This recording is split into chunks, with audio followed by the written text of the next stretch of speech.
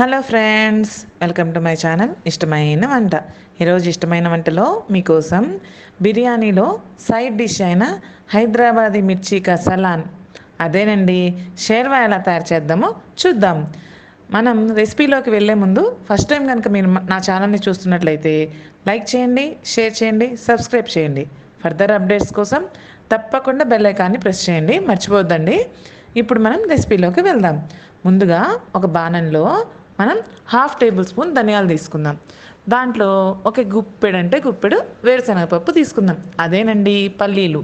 వీటిని బాగా ఫ్రై చేద్దాం. పల్లీల్ని బాగా ఫ్రై చేస్తేనే బాగుంటాయండి, టేస్ట్ కూడా పెరుగుతుంది. అందుకని వీటిని బాగా ఫ్రై చేద్దాం. ఇప్పుడు పల్లీలు బాగా ఫ్రై అయిపోయాయి. దీంట్లో నేను 2 టేబుల్ స్పూన్ల నువ్వులు తీసుకుంటున్నాను. మీరు కావాలంటే ఇంకా ఎక్కువైనా తీసుకోవచ్చు. నువ్వులు ఎంత పెరిగితే అంత టేస్ట్ వస్తుందండి ఈ రెసిపీలో. ఇక్కడ నేను 2 టేబుల్ స్పూన్ల ఎండు కొబ్బరి పొడిని తీసుకుంటున్నాను. ఈ ఎండు కొబ్బరి పొడి ప్లేస్లో మీరు ఎండు కొబ్బరినైనా తీసుకోవచ్చు. చిన్న చిన్న పీసెస్గా కట్ చేసి ఫ్రై చేయండి. పొడిని అయితే మీరు లాస్ట్లో నేను వీడియోలో చూపిస్తున్న విధంగా ఫ్రై చేయండి. అదే ఎండు కొబ్బరిని అయితే ధనియాలు, వేరుశనగపప్పుతో పాటు మీరు ముందే వేసి ఫ్రై చేయాల్సి ఉంటుంది. ఇప్పుడు వీటన్నిటిని పక్కన పెట్టి చల్లార్చుకుందాం. ఇప్పుడు వేరే బాణంలో కొద్దిగా 2-3 టేబుల్ స్పూన్ల ఆయిల్ తీసుకొని ఆనియన్స్ని ఫ్రై చేద్దామండి. ఇక్కడ నేను ఒక ఆనియన్ని కట్ చేసి ఫ్రైడ్ ఆనియన్స్ లాగా ఫ్రై చేస్తున్నాను. చూసారు కదా, వీడియోలో చూపిస్తున్న విధంగా రెడ్డిష్ కలర్ వచ్చే వరకు ఫ్రై చేసి పక్కన పెట్టుకుందాం. ఇప్పుడు మనం చల్లారిన నువ్వులు, వేరుశనగ పల్లీలు, కొబ్బరి పొడిలో పొడి చేద్దాం. ఇప్పుడు దీంట్లో మనం ఉల్లిపాయల్ని మనం ఇందాక ఫ్రై చేసుకున్నాం కదా, నేను దాంట్లో సగం తీసుకుంటున్నాను. వీటిని బాగా గ్రైండ్ చేద్దాం. దీంట్లో కొద్దిగా వాటర్ కలిపి మనం పేస్ట్ లాగా గ్రైండ్ చేసుకోవాలండి. చూసారు కదా, వీడియోలో చూపిస్తున్నట్టు రెడీ చేసుకోండి. ఇప్పుడు వేరే బాండీలో 2-3 టేబుల్ స్పూన్ల నూనె తీసుకొని దాంట్లో కొద్దిగా ఆవాలు, కొద్దిగా జీలకర్ర, అదేవిధంగా కరివేపాకు కొద్దిగా వేసుకొని బాగా ఫ్రై చేసుకోవాలి. దీంట్లోనే నేను 1/2 tablespoon ginger garlic paste, మిగిలిన ఫ్రైడ్ ఆనియన్స్ కూడా వేసి బాగా ఫ్రై చేస్తున్నాను.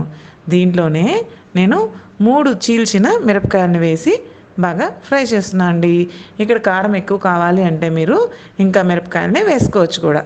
దీంట్లో నేను బాగా ఒక నిమ్మకాయ సైజ్ అంతా చింతపండుని నానబెట్టి జ్యూస్ తీశాను. మీరు పులుపుని బట్టి మీరు చింతపండు రసాన్ని వేసుకోండి. ఇది బాగా నూనె పైకి వచ్చే వరకు మనం దీన్ని బాగా ఫ్రై చేయాలి. దీంట్లో మనం పసుపు, కారం, అదేవిధంగా రుచి తగినంత ఉప్పు కూడా వేసుకొని మనం దీన్ని బాగా ఫ్రై చేసుకోవాలి. చూసారు కదా, వీడియోలో చూపిస్తున్నట్లు నూనె పైకి తేలే వరకు మనం దీన్ని ఫ్రై చేసుకోవాలండి. ఇప్పుడు నూనె పైకి వచ్చిందండి. మనం తయారు చేసుకున్న పేస్ట్ని మనం దీంట్లో వేసి తగినన్న నీళ్లు కలిపి బాగా ఫ్రై చేయాలి. చూసారు కదా, వీడియోలో చూపిస్తున్న విధంగా ఫ్రై చేసుకోండి. వాటర్ని మీరు పోసుకోవచ్చండి.